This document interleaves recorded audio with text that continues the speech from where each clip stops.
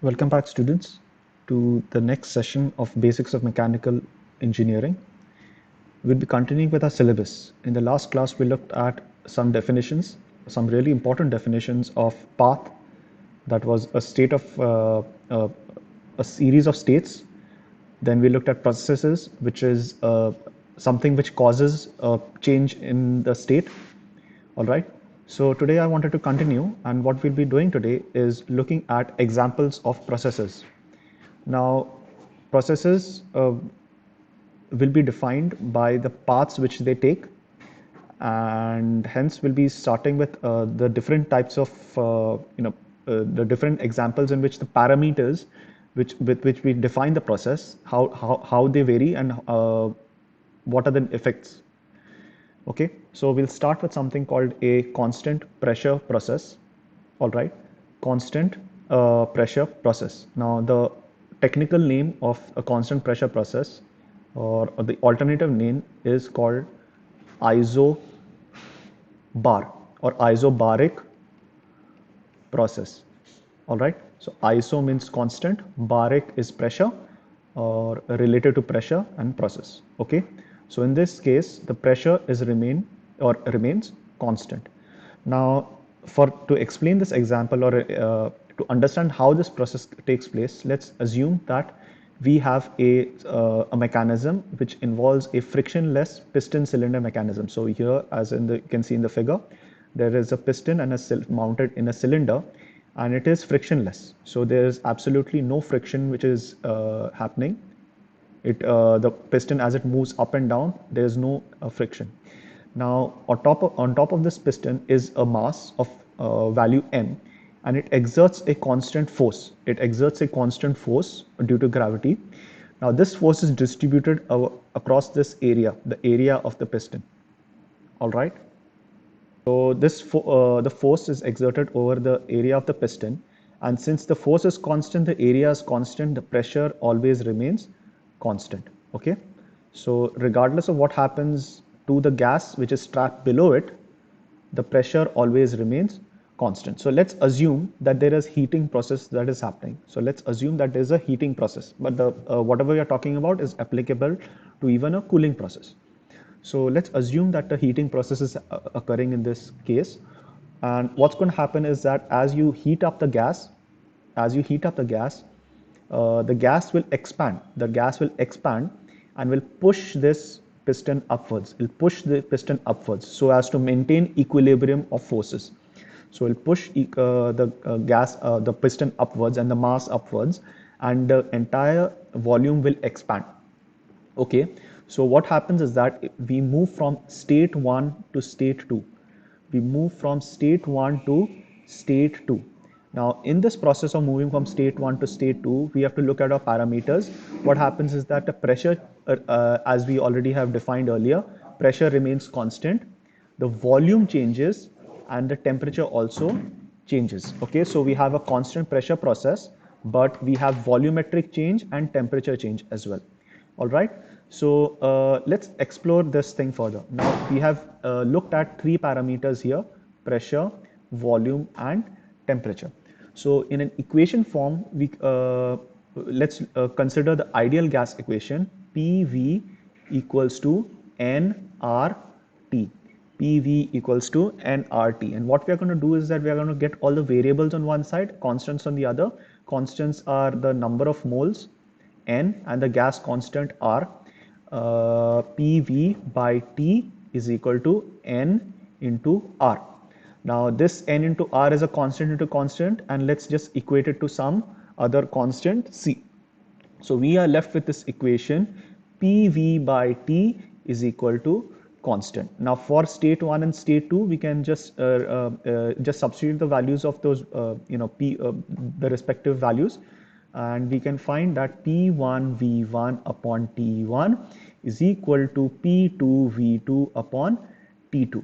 All right, now as P1 is equal to P2, we know that P1 is equal to P2.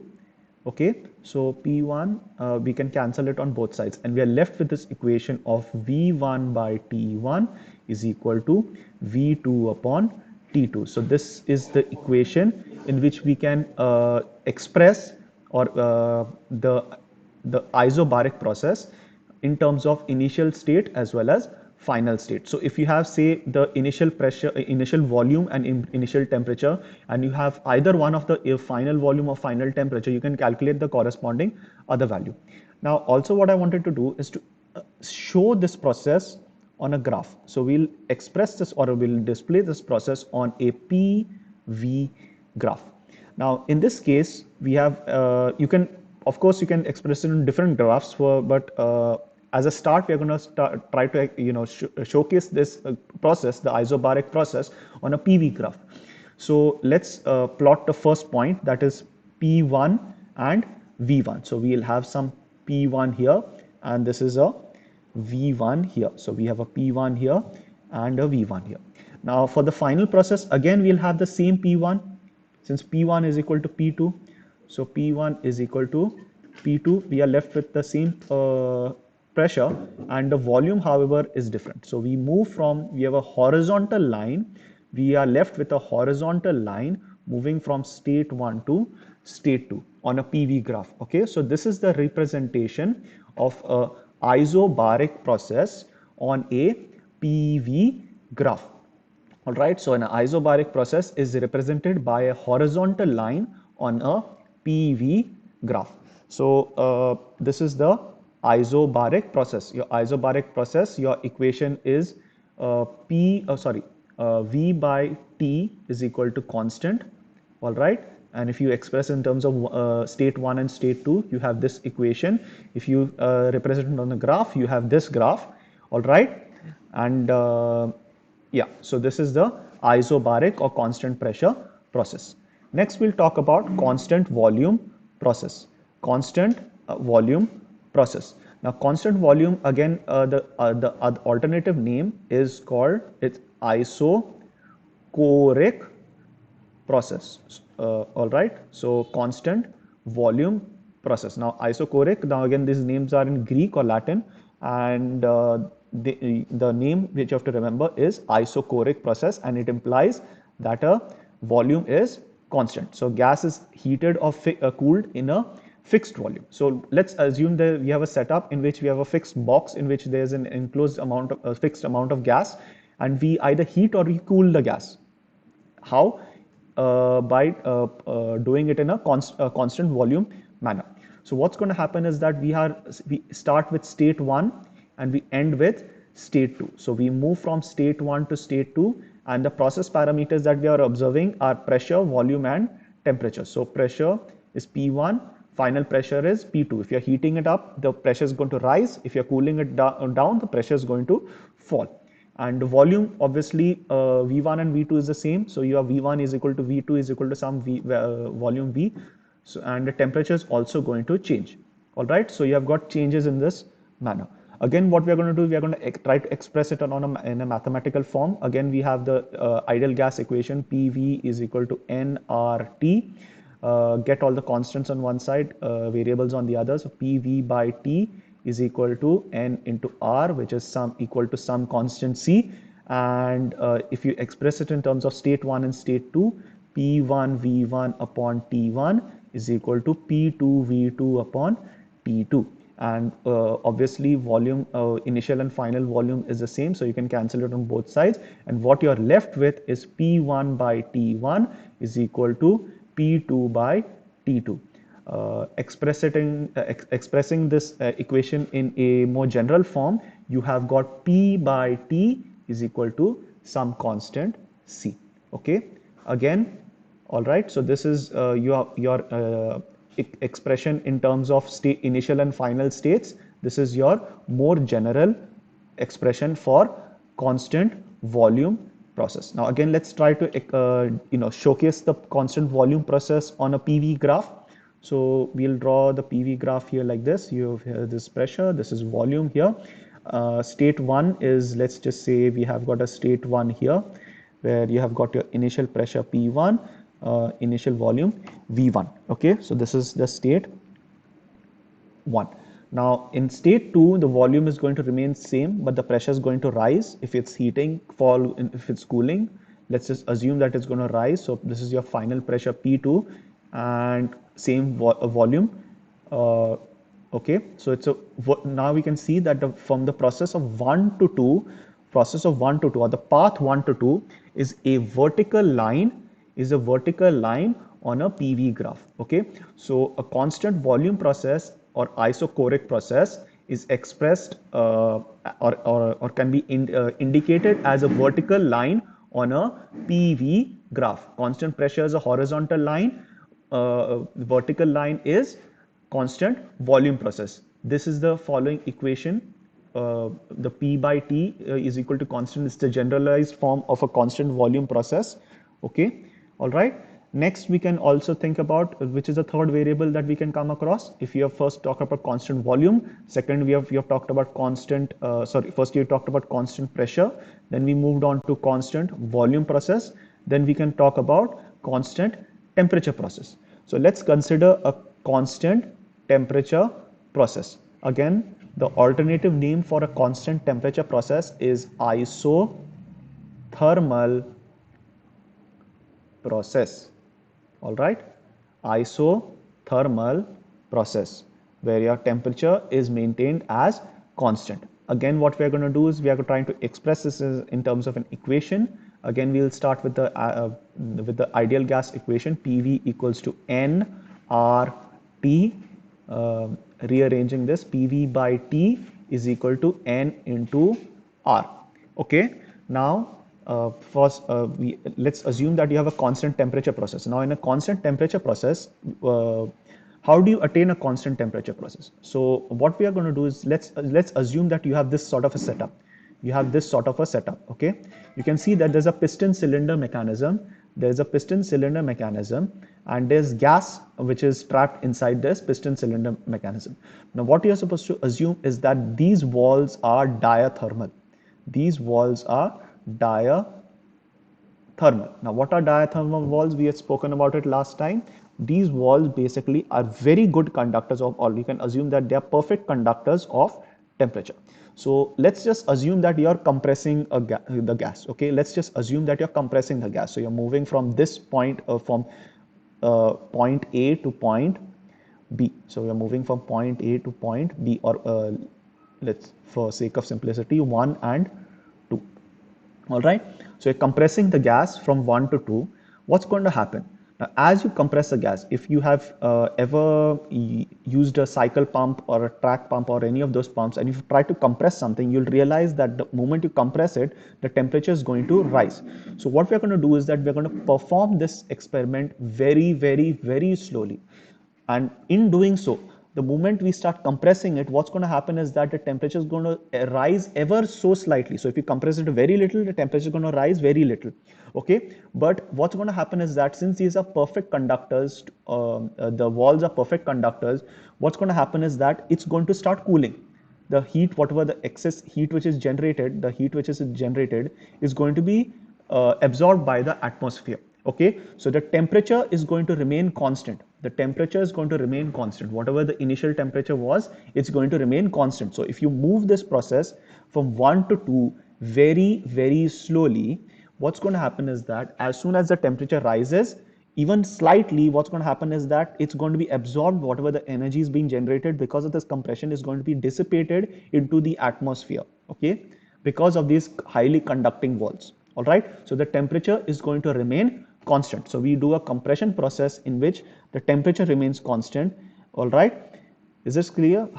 I hope you have understood what this mechanism is. All right, so you have performed this isothermal process in compression, that is isothermal compression from state 1 to state 2. So we can express this as P1 V1 by T1 is equal to P2 V2 by T2.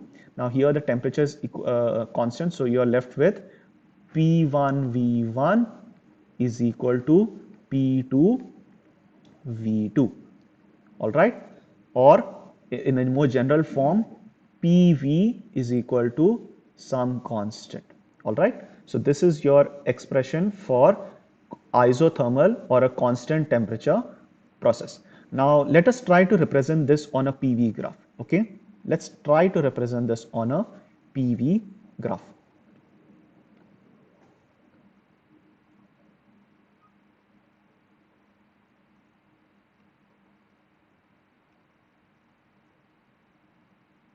Just a second, guys. All right. All right. Now, what's going to happen is that let's just take some value of pressure into volume. Let's just take some value of pressure into volume, and you'll find that you have a process, a point one here. Let's just say this is some value of P into V. So let's just call this P1 into V1. Now, as the value of pressure increases, as the value of pressure increases, you will know that this product needs to remain constant. This product needs to remain constant. So what's going to happen is that as the value of pressure increases, the value of volume will decrease. So as the value of pressure increases, the value of volume decreases. Okay, so you will have a curve. You'll have a curve, and it looks like this. So it looks like this. And what's going to happen is that at the limiting factors, as the volume tends to zero, as the volume will tend to zero, the pressure will almost tend to infinity. Okay, so you will have a line.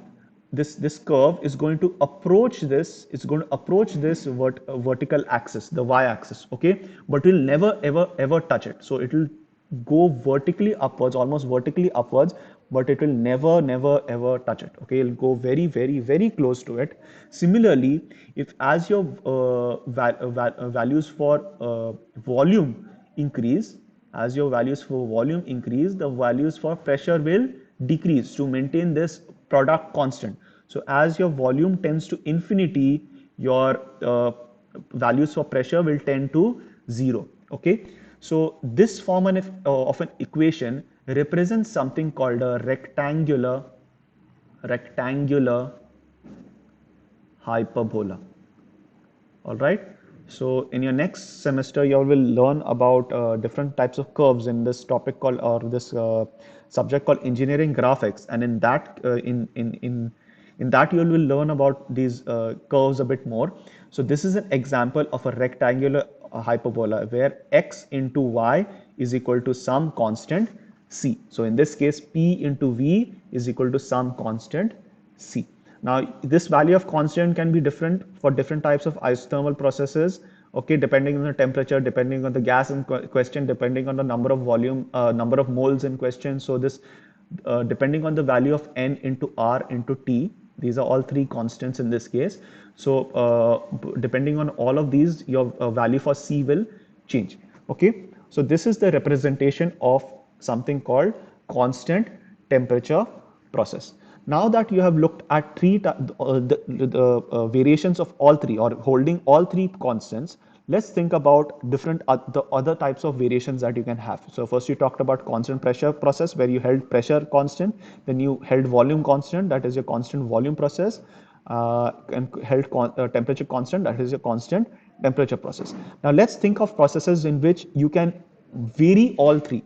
So what you're going to come across soon is that there's a different type of process called a polytropic process. Now a polytropic process can be represented by this equation, PV powered n, PV raised to power n is equal to some constant C, and n here in this case is called polytropic constant. It's known as the polytropic constant. Now we already have the polytropic equation. We already have this polytropic equation. So let's consider a process from 1 to 2, a polytropic process from state 1 to state 2.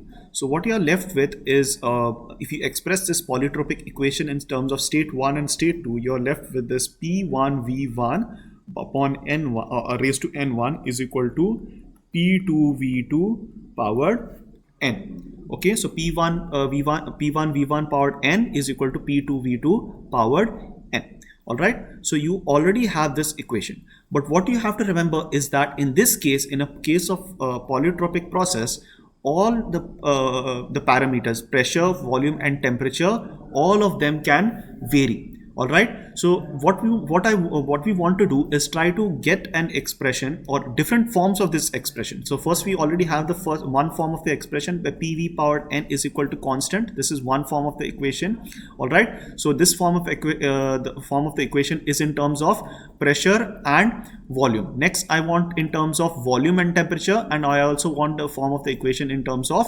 pressure and temperature. So what we are going to do is that let's go back to our equation of ideal gas. PV is equal to nRT. Okay. Now again what I'm going to do is that we'll get the variables on one side, constants on one side. PV, this implies PV upon T is equal to some constant C2. Now this constant is each of these constants are different.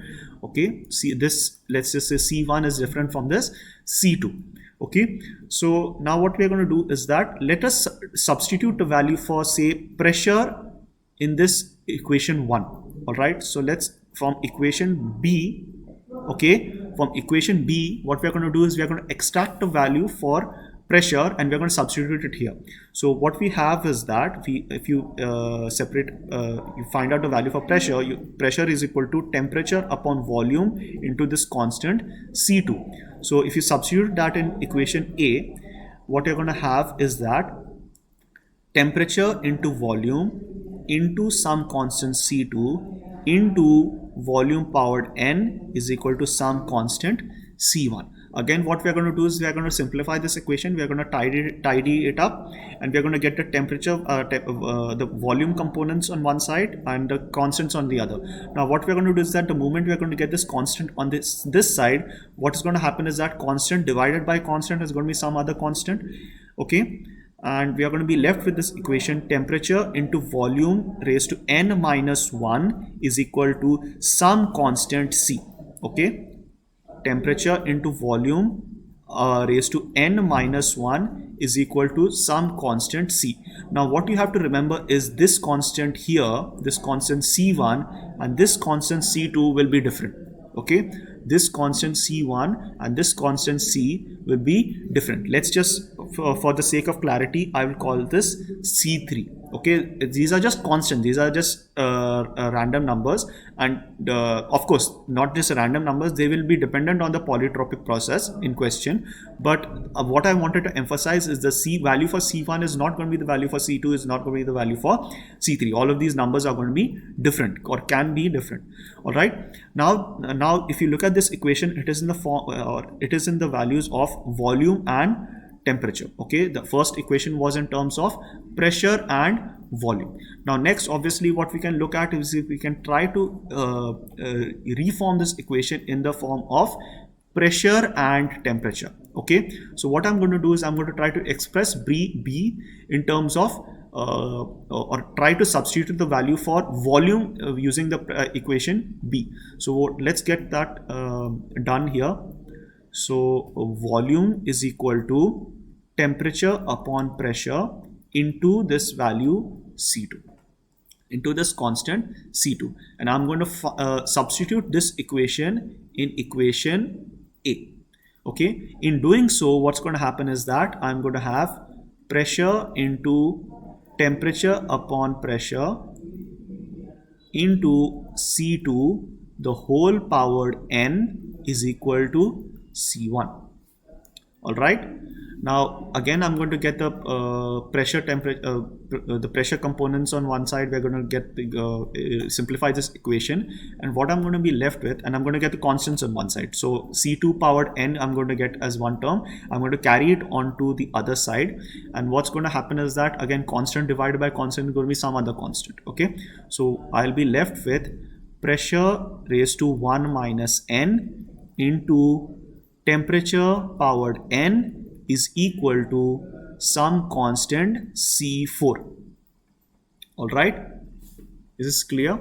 Now what I'm going to do is I'm going to take the nth root of this equation. So I'm going to be left with pressure raised to 1 minus n divided by n into temperature is equal to some constant C5. Okay, so I have these three forms of the equation. I have one form of the equation here that is represented by A. I've got another form of the equation which is represented by C, and one more form of the equation which is represented by D. The third form is obviously, first form is a expression with two variables, that is pressure and volume. The second equation is a variation of that same equation in terms of volume and temperature. The third equation is in the form of pressure and temperature. Okay, so now we have this equation. What we are going to do is we are going to try to represent this form of equation or this polytropic process on a PV graph. All right, now note that I've talked that n is a polytropic constant. Now this polytropic constant can have any value. It can have any value from 0 to 1 to any value, possible value. There is no restriction on what sort of value it may have. Okay, so let us look what sort of forms or what sort of shapes it may take. Just one second, I'll clear some space here. So I hope that you have noted whatever is there on the board right now. So we have this the graph of pressure versus volume. Now let's consider this equation: PV powered n is equal to constant. Now let's assume that this value for n is equal to 1. Let's assume that the value for n is equal to 1. You're left with this equation: PV is equal to constant. Now this equation represents not a polytropic process, it represents a isothermal process. Now we are familiar with this isothermal process. It's a rectangular hyperbola. It's a rectangular hyperbola. So I'll trace that out. I'll trace that out here. Okay. Now what I'm going to do is let's start to reduce these values from n is equal to 1 to n is equal to 0. So let's try to reduce these values from n is equal to 1 to n is equal to 0. Okay, let's take the limiting condition. So n is equal to 0. So you're left with PV powered 0 is equal to constant. All right. So what's going to happen is that anything raised to constant is equal to 1, and if you have got what you're left with is P is equal to constant. So you're left with something called an isobaric process. All right. So for isobaric process, obviously we know that it's a horizontal line. All right. So for n is equal to 1, you have got an isothermal process. For n is equal to 0, you have an isobaric process. And as you move from n is equal to 1 to n is equal to 0, you get a series of curves. You get a series of curves, and they move upwards. They move upwards in such a fashion that they cross over at this point, and you are going to get different sort of equations or different sort of processes here like this. So as n decreases, your curve will move upwards. Your curve will move upwards. All right. And at this crossover point, at this point of time, it will start to move behind it. All right. Now, conversely, as n increases, as has a value greater than 1, as the n starts to increase, its value starts to increase, this line will start going down. This line will start going down, and what's going to happen is that at some point it's going to turn into a vertical line. For very, very high values, it's going to turn into a vertical line, and you're going to be left with something called a isochoric process. For values which are approaching almost infinity, you're going to be left with something called a isochoric process. All right.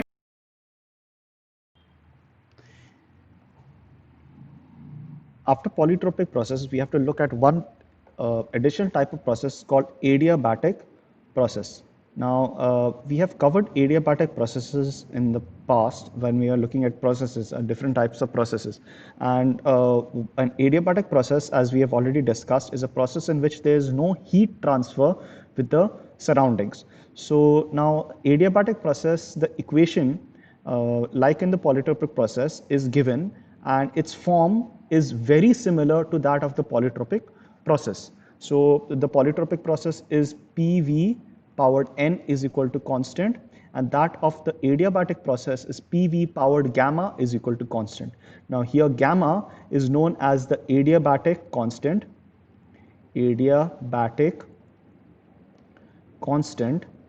and gamma has a value, or gamma can be derived using this expression, gamma is equal to Cp upon Cv. Now this Cp upon Cv takes a value of 1.4, it's a dimensionless value, and it takes a value of 1.4 for air.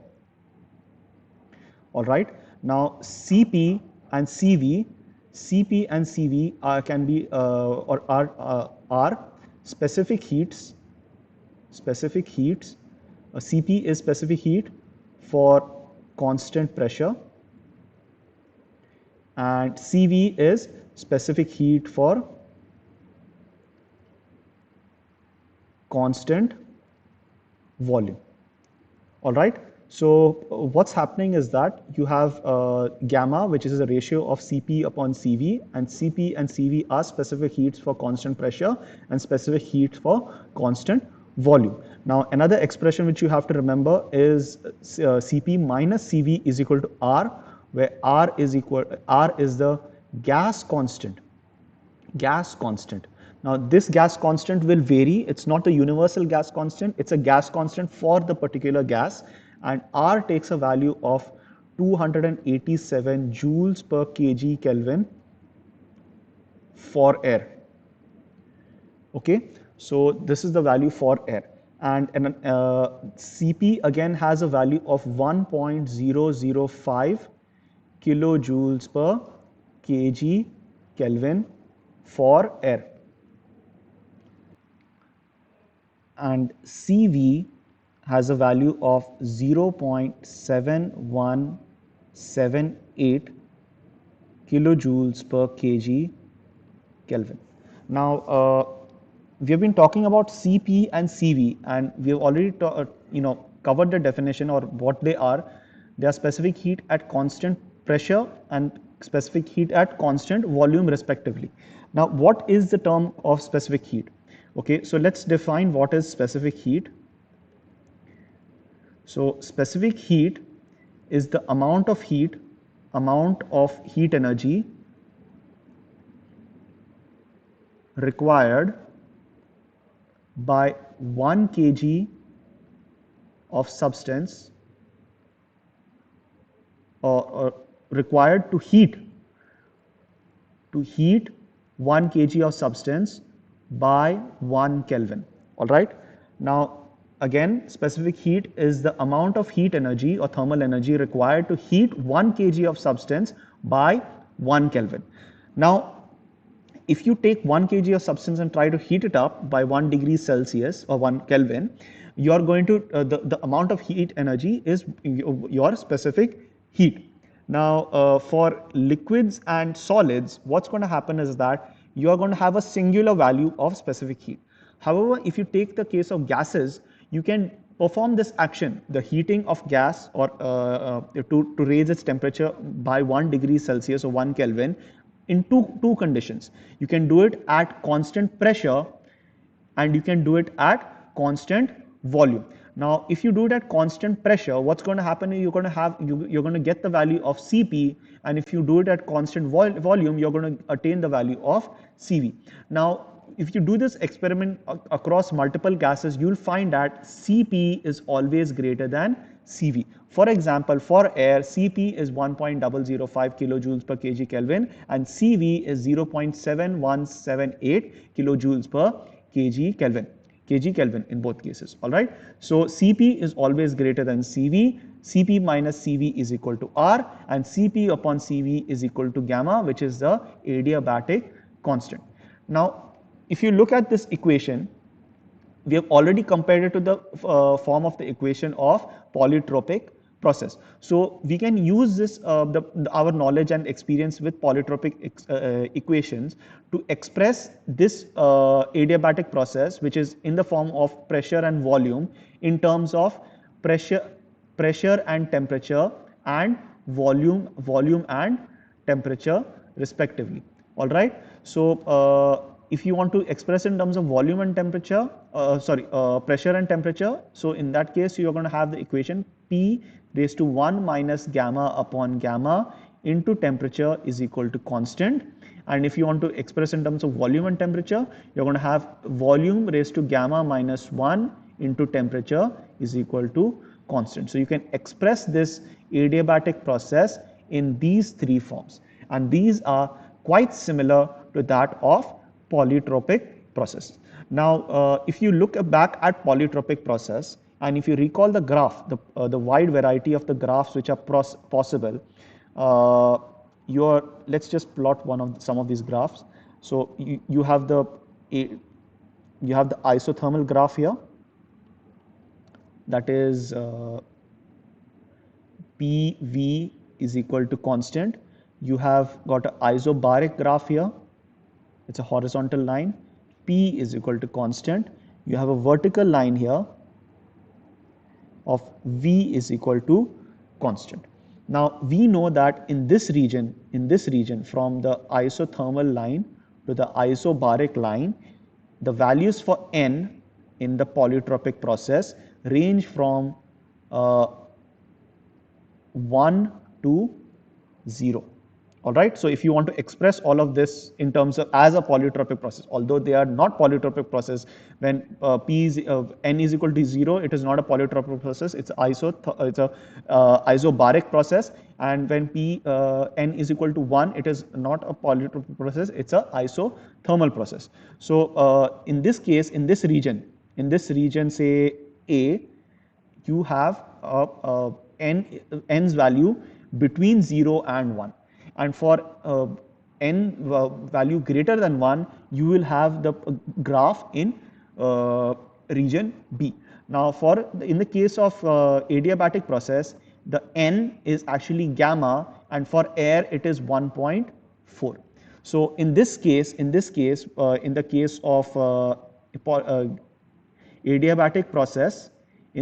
adiabatic process, for air, you're going to have a graph which is below the isothermal line, and it takes and looks like this. So it comes first above this isothermal line and then goes below it, and it always remains below it. All right. So this is adiabatic for gamma is equal to 1.4. Okay. Now,